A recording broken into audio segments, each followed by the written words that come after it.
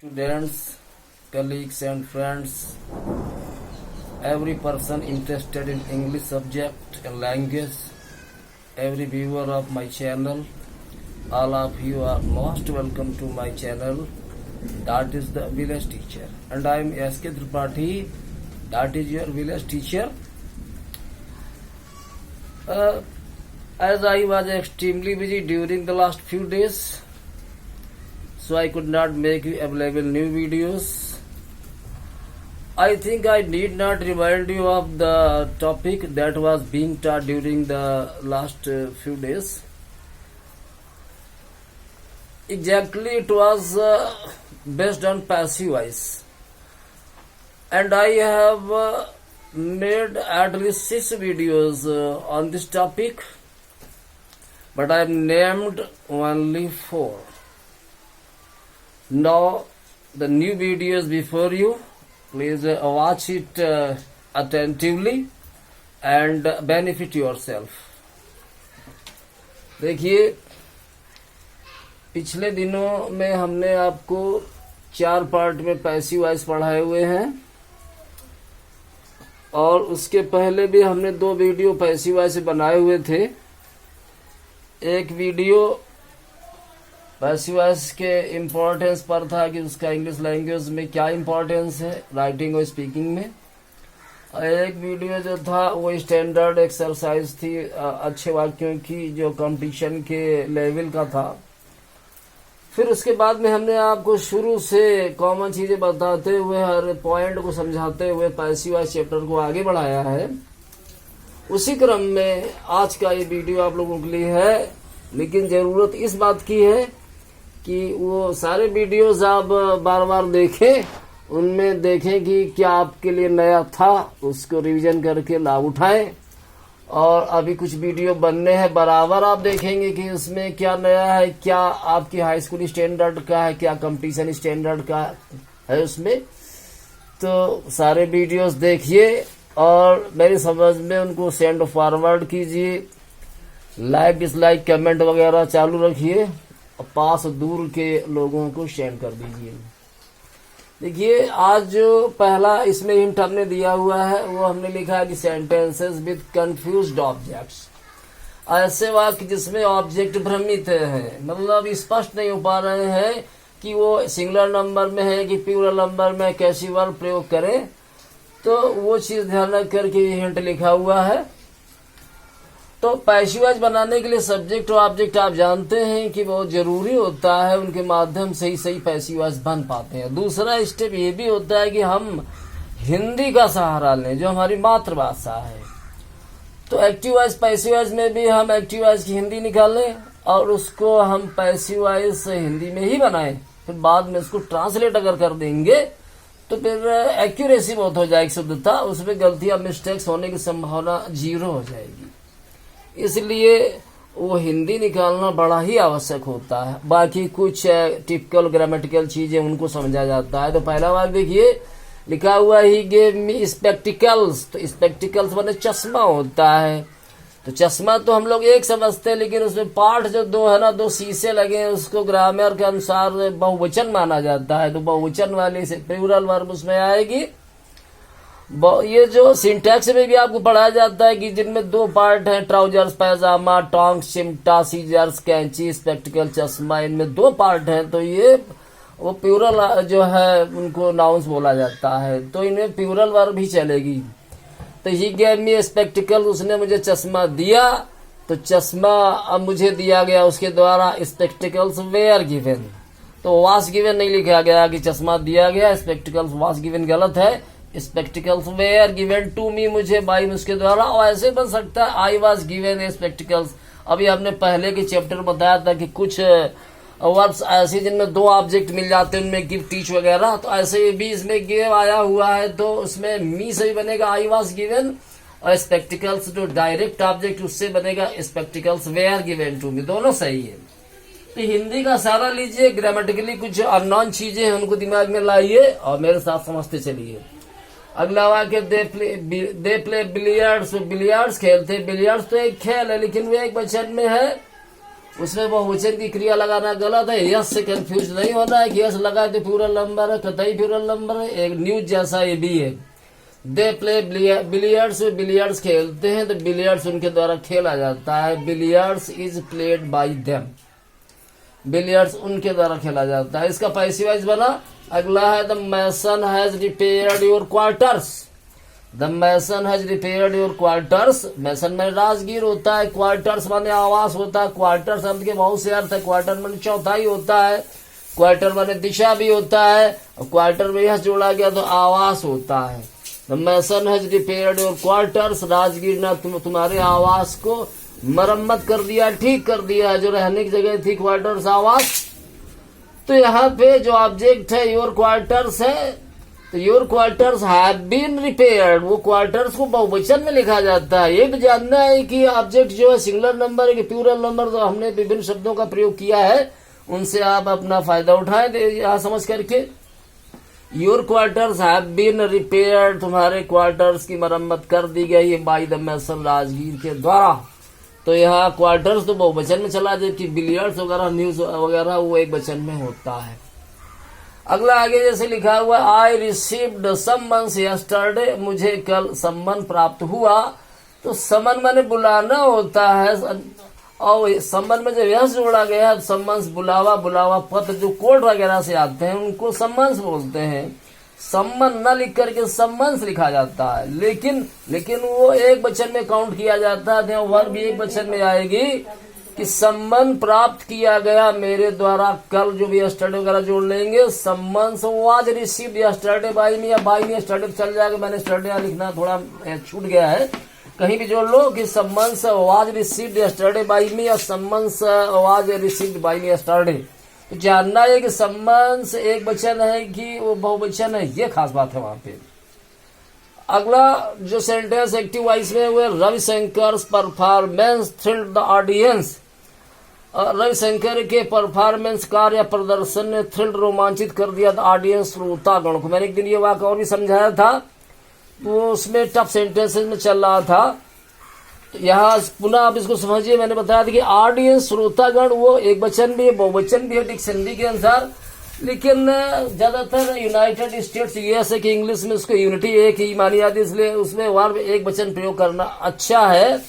तो the audience was thrilled, श्रोतागण स्तब्ध रह गया था या रोमांचित रह गया था, हो गया था बाय रविशंकर परफॉर्मेंस, रविशंकर के प्रदर्शन के द्वारा, कार्य के द्वारा श्रोतागण रोमांचित हो गया था, रह गया था, ये समझना है। तो ऑडियंस को एक वचन में प्रयोग किया गया है। अगला सेंटेंस है कि we did not import food grains last year. Import माने आयात करना, एक्सपोर्ट निर्यात करना।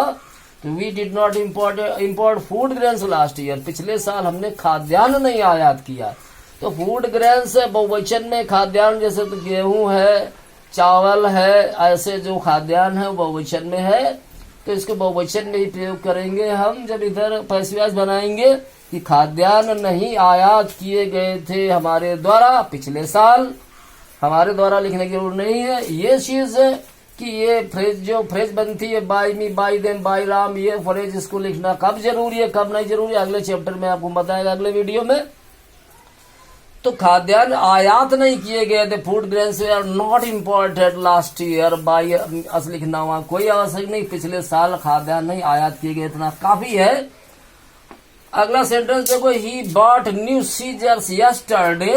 ही बॉट न्यू, उसने कल एक नई कैंची खरीदी। तो इसमें भी दो पार्ट होते हैं, सीजर्स टोंग चिमटा वगैरह, ऐसे ये था स्पेक्टिकल चश्मा, तो यहाँ सीजर्स है। तो इसको बहुवचन में ही प्रयोग करते हैं जो दो पार्ट वाली चीजें हैं। तो हिंदी में तो बोलेंगे कैंची नहीं खरीदी गई, एक वचन जैसा लग रहा है, लेकिन उसको बहुवचन में वर्ब प्रयोग करना है। द सीजर्स वेयर बॉट, यहाँ नॉट नहीं लगा है ऊपर। He bought new scissors yesterday, ऐसा है कल उसने नई कैंची खरीदी, नई कैंची कल उसके द्वारा खरीदी गई। New scissors were bought yesterday by him, ऐसे यूज किया गया उसका।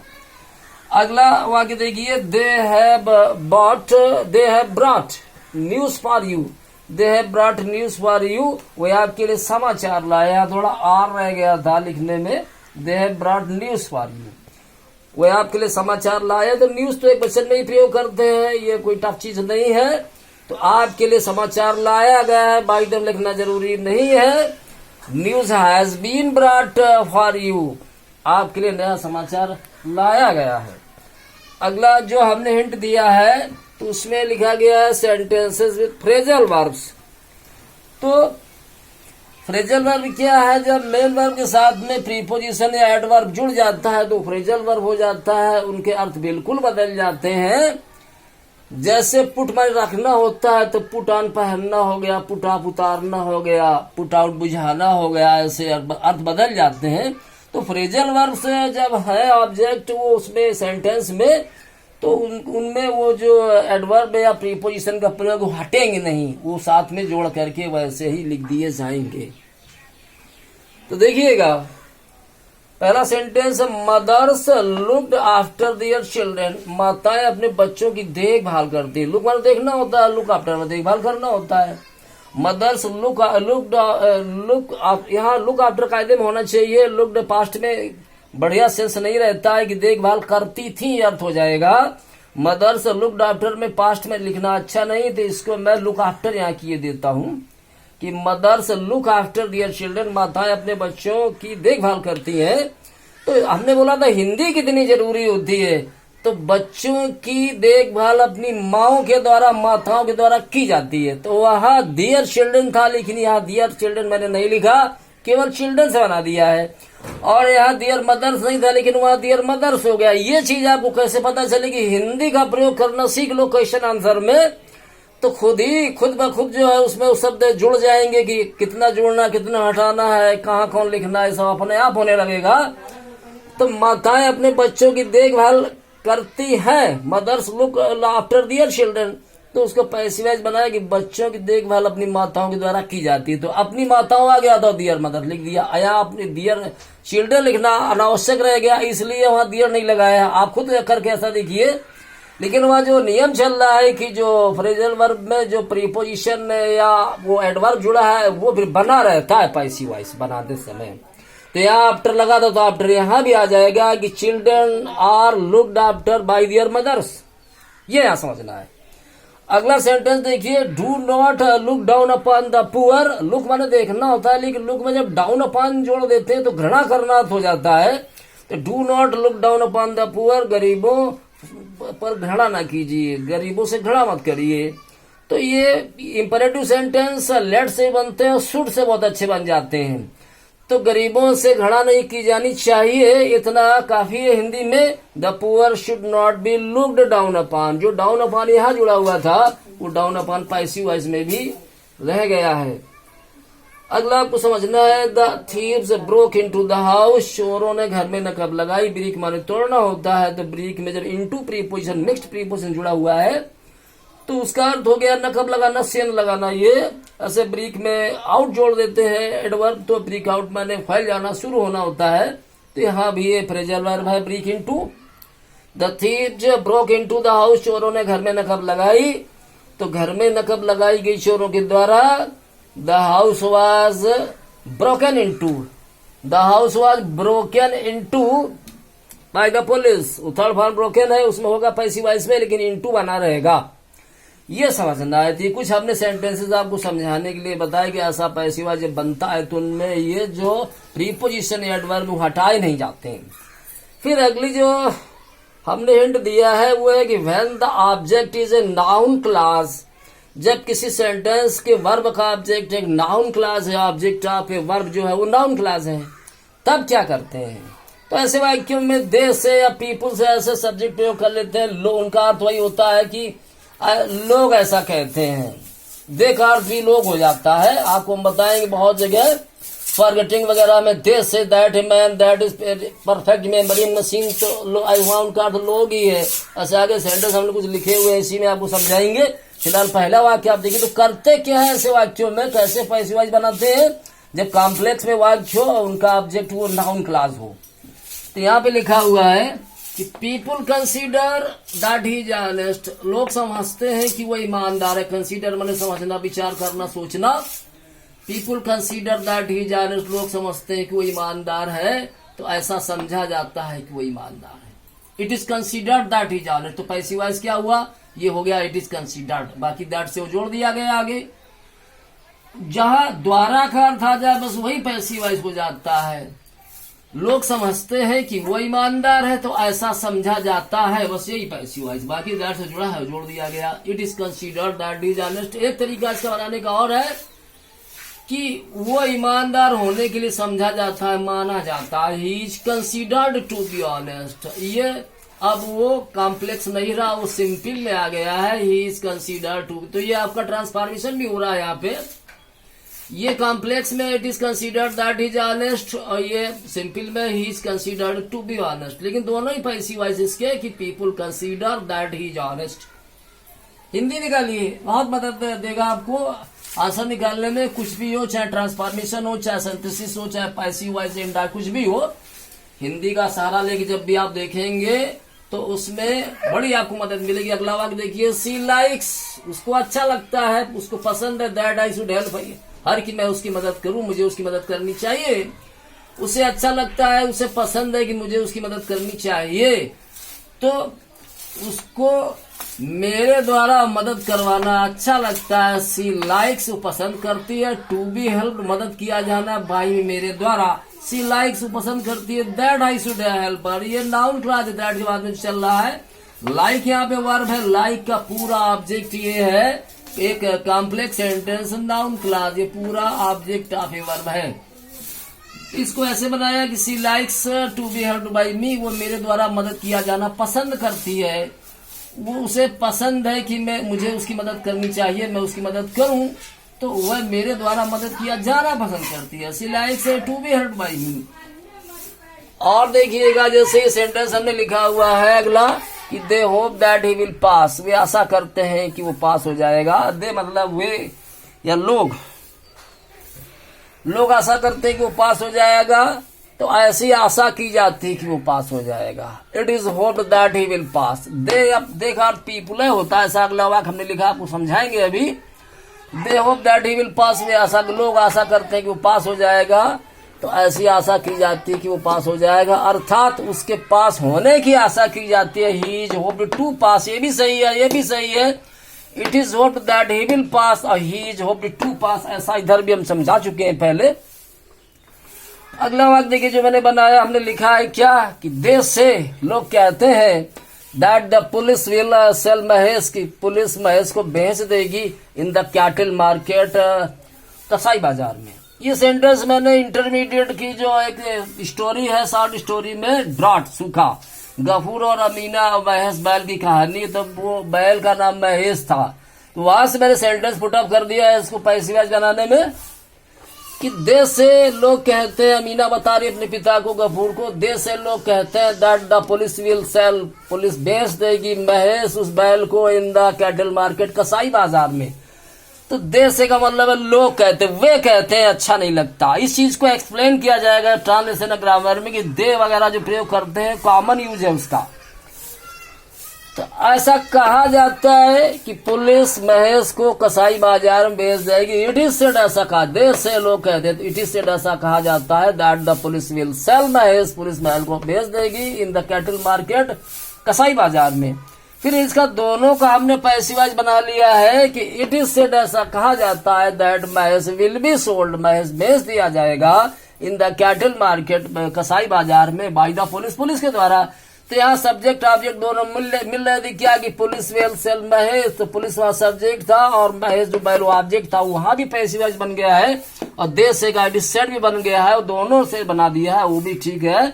आप वीडियो को रिपीट करके रिवाइज करके देखिएगा उसको, तो उनमें आपको फायदे मिलेंगे। अगला जो हिंट हमने बनाया है, हमने लिखा है सेंटेंसेस विद प्रीपोजिशन, ऐसे वाक्य जिनमें प्रीपोजिशन आ जाते हैं। एक्चुअली जो बाई लगा के बाई नहीं करते, बाई भी प्रीपोजिशन है। आप ट्रांसलेशन में 2 बजे से सिंस 2 o'clock 2 घंटे 2 आवर्स, वो भी प्रीपोजिशन है। प्रीपोजिशन का चैप्टर जब स्पेशल हम पढ़ाएंगे तो सारी चीजें आप देखेंगे। फिलहाल यहाँ ये देखना है कि जो एक्टिव वॉइस में प्रीपोजिशन आ जाते हैं तो पैसिव वॉइस में करते क्या है, तो लगा रहता है। देखिएगा कैसे लगा हुआ है। पहले वाक्य में what are you listening to, तुम क्या सुन रहे हो, तुम किस चीज को सुन रहे हो, what are you listening to, तुम्हारे द्वारा क्या सुना जा रहा है, तो what is being listen to. अब बायू लिखो चाहे ना लिखो, ये जो बाई लगा के लिखते हैं ये कब लिखना जरूरी नहीं होता, इसका तो मुझे पूरा एक वीडियो बनाना है एक दिन, अभी कल ही काम पेश कर दे इसको। फिलहाल यह समझो कि ये जो जिनमें प्रीपोजिशन है वो लगे रहते हैं, वो कैसे कैसे वाक्य जरा देखिए। तो what are you listening to, आप क्या सुन रहे हैं, तो आपके द्वारा क्या सुना जा रहा है, what is being listen to. या मैं और कुछ नहीं बताऊंगा कि कैसे टेंस बदल रहा है, क्या साइक्रिया, जो हिंट चल रहा उसी को समझाऊंगा। अगला आप देखिए, they were searching for the lost book, वे खोई हुई किताब की तलाश कर रहे थे, they were searching for the lost book, search के साथ में प्रीपोजिशन फॉर आया हुआ है, द लास्ट बुक ऑब्जेक्ट खोई हुई किताब, तो खोई किताब ढूंढी जा रही थी, उनके द्वारा लिखने की जरूरत नहीं है, बाई देम, वे खोई हुई किताब की तलाश कर रहे थे, ढूंढ रहे थे, तो इतनी हिंदी काफी है कि खोई हुई किताब ढूंढी जा रही थी, उनके द्वारा। आप भी ऐसा सोचेंगे तो ये अनावश्यक लगेगा।